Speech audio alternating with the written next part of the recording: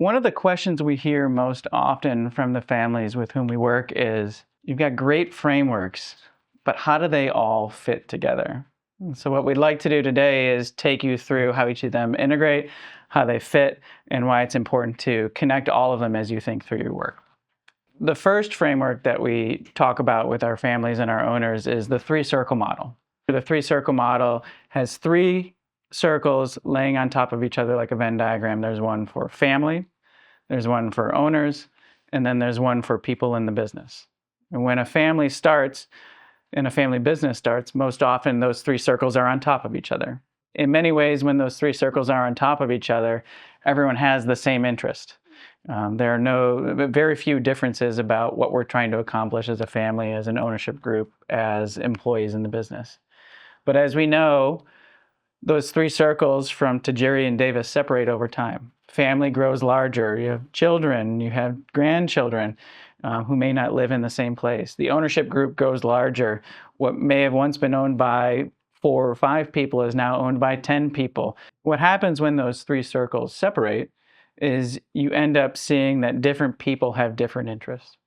What's interesting about the three-circle model is that it's a social model that highlights the different interests of people. Then, as those interests separate, families are forced to make different decisions that they're not used to.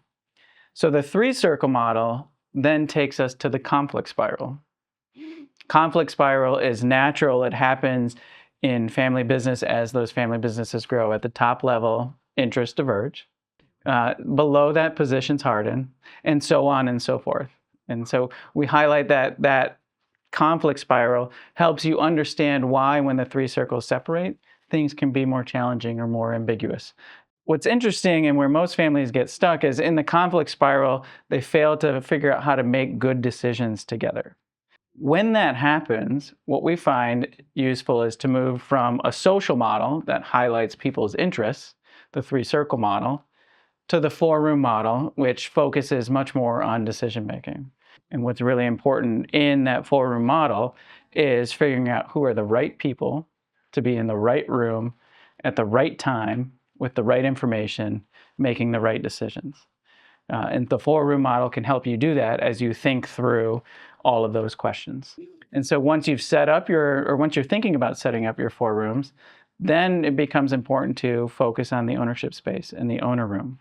And in the owner room, we then turn our focus from the 4 rooms to the 5 rights. The 5 rights, of course, are the right to design what type of enterprise you want, the right to decide, to set up your 4 rooms, if you will, the right to value, to talk about what your purpose is in owning the business together, the right to inform, what information would you like to have, what information will you share with owners and will you share across your 4 rooms, and the right to transfer your assets, your capabilities, your roles.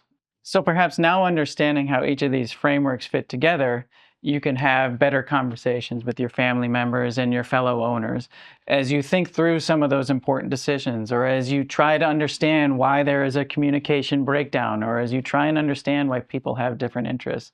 Ideally, putting these ideas together can help you craft your own narrative and set up the right conversations so that you can help you and your fellow owners and your family members to get unstuck, or even better, to chart a path for the future.